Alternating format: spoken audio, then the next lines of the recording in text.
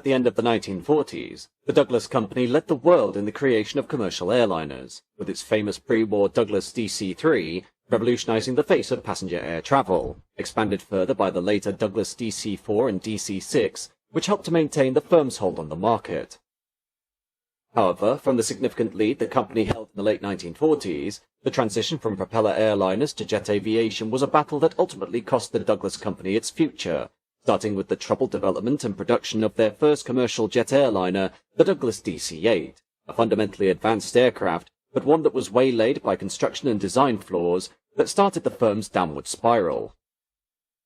As mentioned, the Douglas Company, at the end of World War II, dominated the commercial aviation market with its DC-3, DC-4 and DC-6 range of airliners, while its rivals, the most prominent of which was Boeing, were focused more on obtaining military contracts with the United States Air Force, their only airliner models being hastily converted ex-bomber designs such as the Boeing 377 Stratocruiser, a development of the B-29 Superfortress. In 1949, though, the world of aviation was upturned with the arrival of the de Havilland Comet of Great Britain, the world's first commercial jet airliner, and one that illustrated improved speed, comfort, reliability and performance for the likes of the rival DC-6. But these attributes weren't enough to endear the airliner to large portions of the market due to skepticism as to the unproven technology.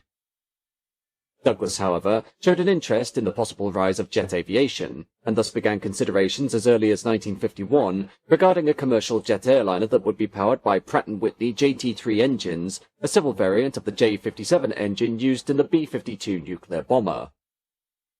The first mistake by Douglas, though, was made when it was pressured into fulfilling an order by American Airlines chief Cyrus R. Smith, who was a longtime friend of Douglas Company founder Donald Douglas Sr., to supply his airline with 25 larger, longer-distance versions of the piston-powered Douglas DC-6, which eventually came to fruition as the DC-7, while in June 1952, U.S. Air Force Secretary Harold Tolbert commissioned America's manufacturers to develop a jet-powered refueling tanker of 250,000 pounds gross weight to replace the B-29-based KC-97.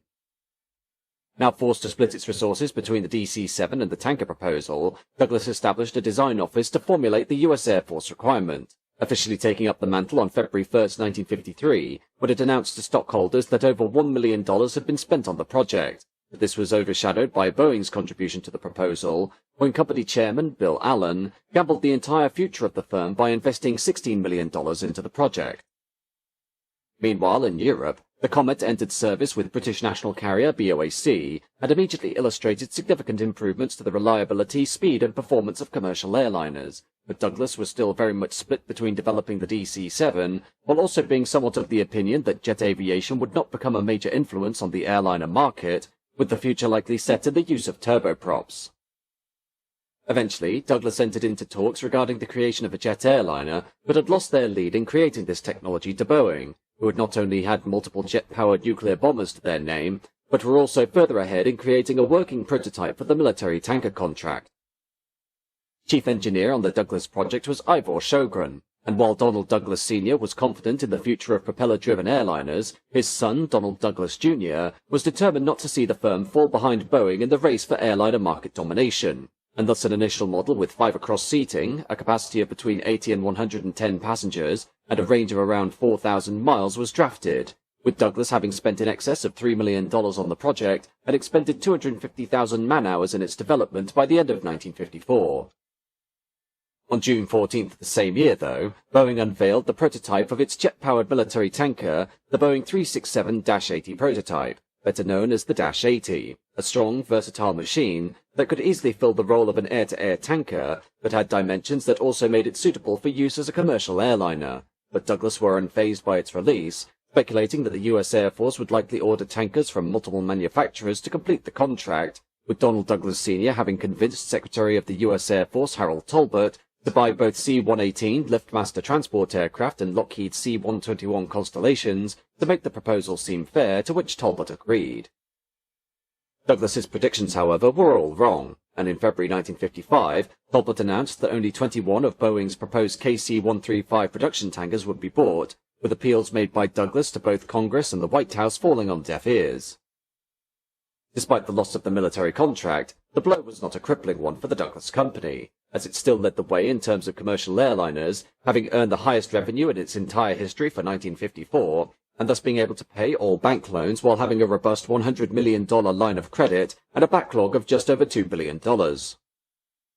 With such figures, the DC-8 project continued, being officially launched on June 7, 1955, with an estimated development cost of $450 million, with the aircraft expected to be powered by 4 JT3L engines rated at 11,000 pounds thrust, and would fly 125 passengers over a range of 3,700 miles, while orders for the aircraft were quick to roll in, starting with a solid order for 6 units in August 1955 by the Miami-based National Airlines.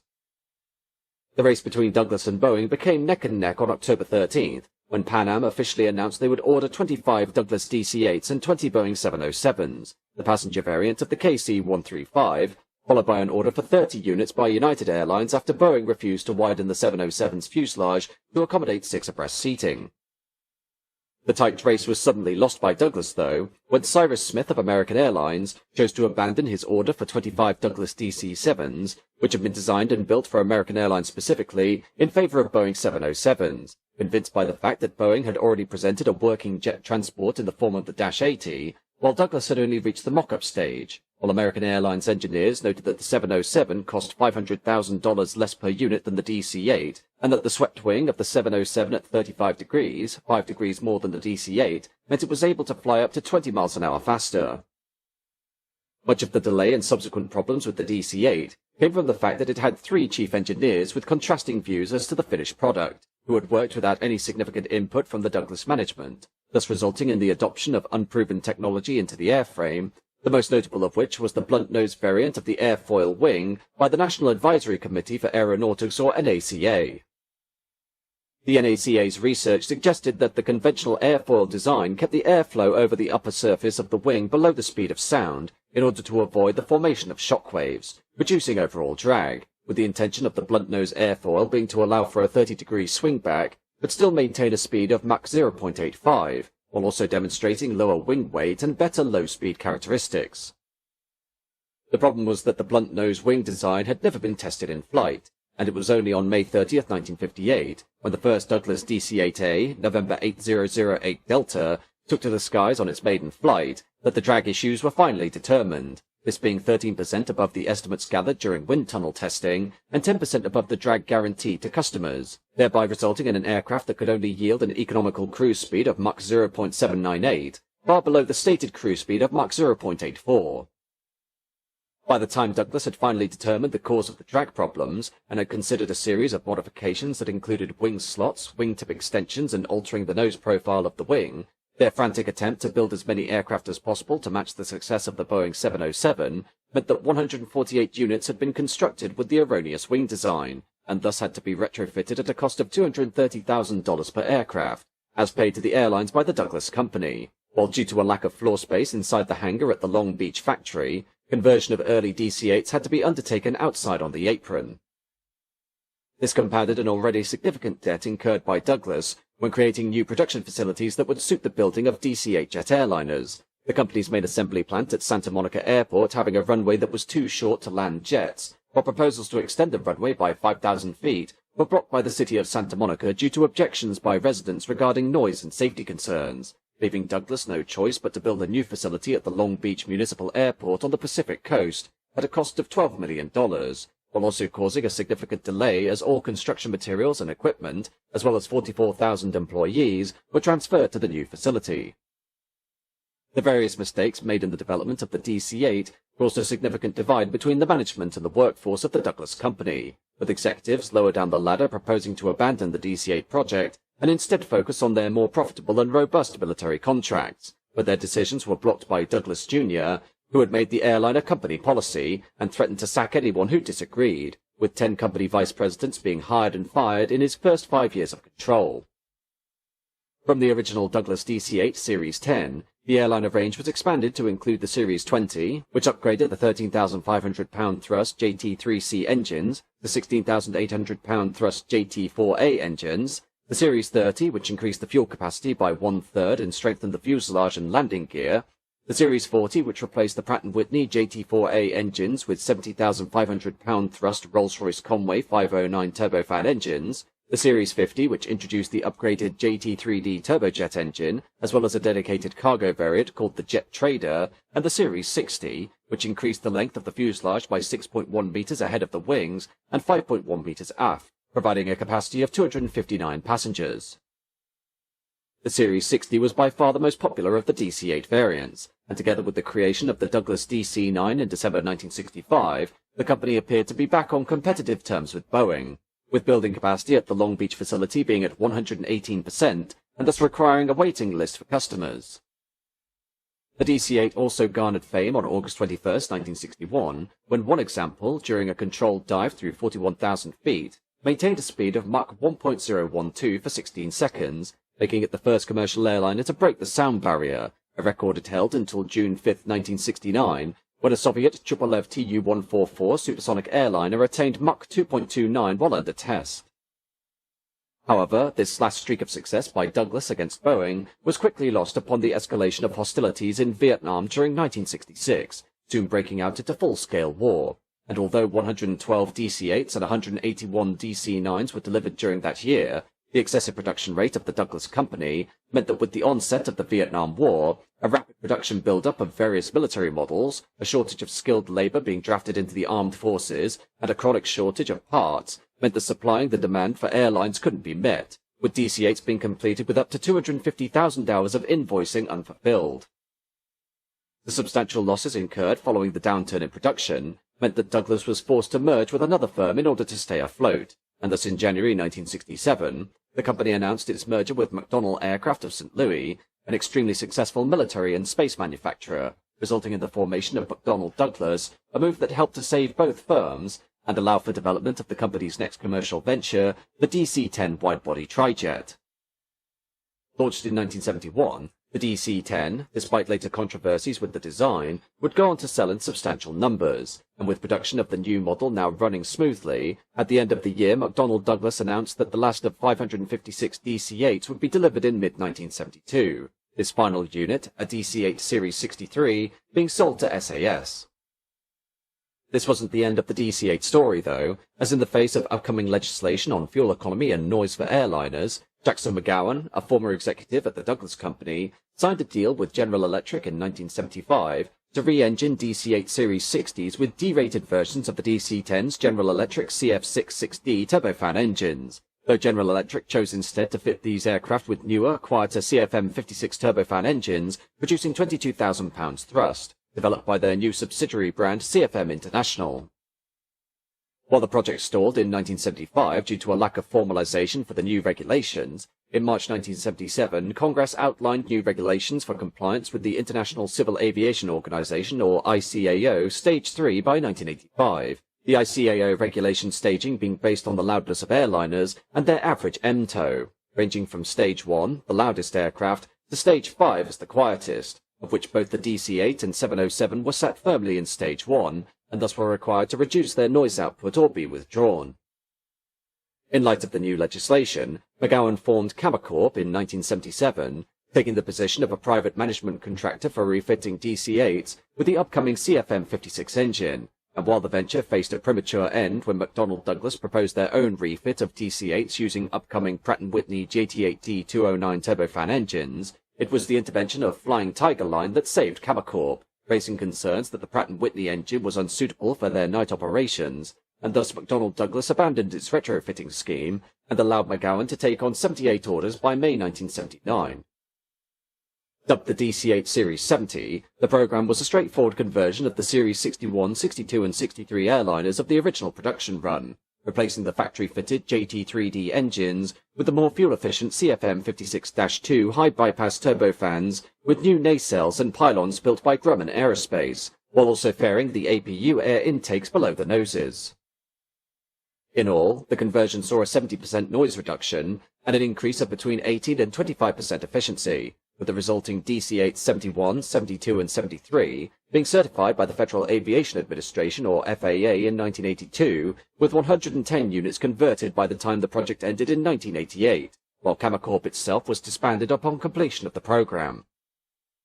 During its working life, though, the Douglas DC-8 has unfortunately not been immune to crashes, and, as of 2025, the aircraft has been involved in 146 incidents, including 83 hull loss accidents resulting in 2,258 fatalities.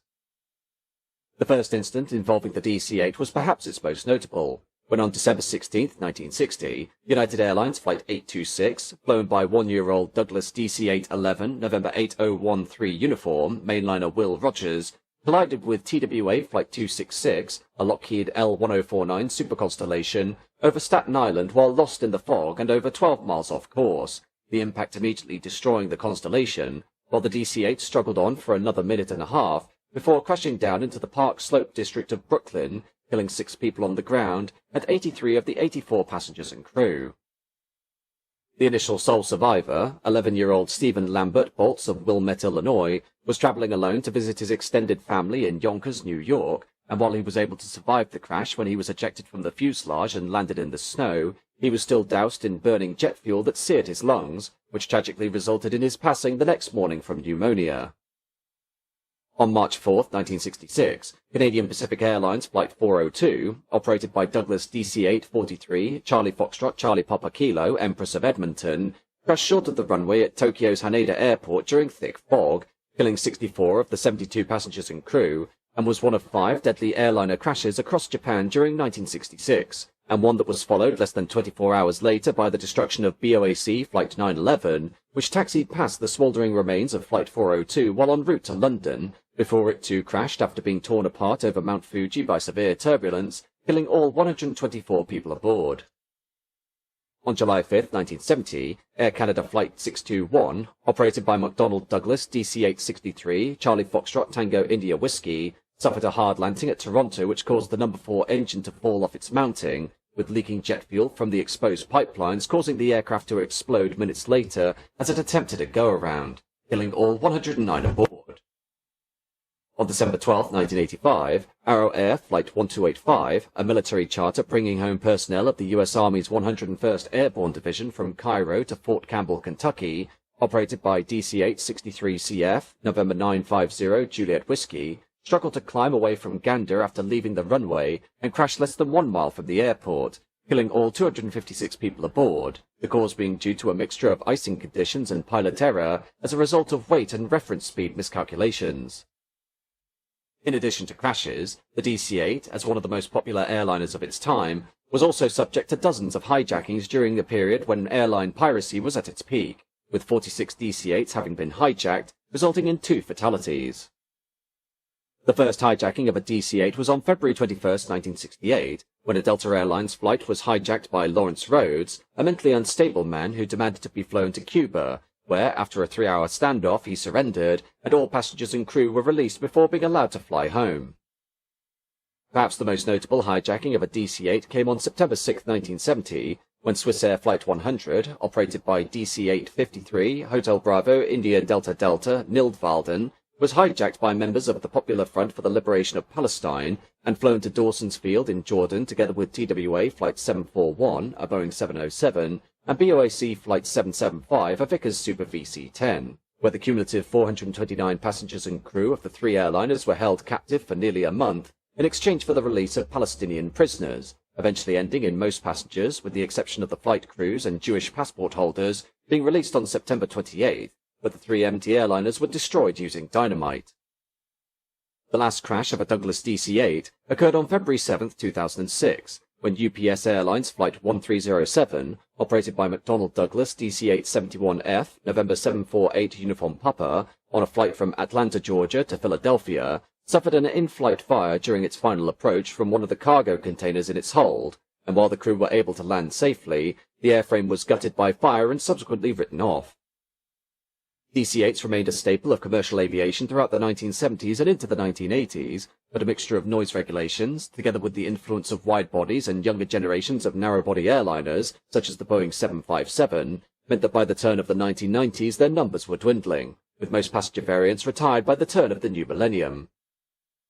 In cargo roles, the DC-8, primarily the converted Series 70, remained in regular operation well into the 2000s and 2010s, with DHL, through franchisee Astar Air Cargo, utilizing the type until 2012 when Astar ceased trading, while Bax Global, a cargo airline operating out of King County, Washington, used DC-8 Super 70s until it was acquired by DB Logistics and ceased flying in 2011.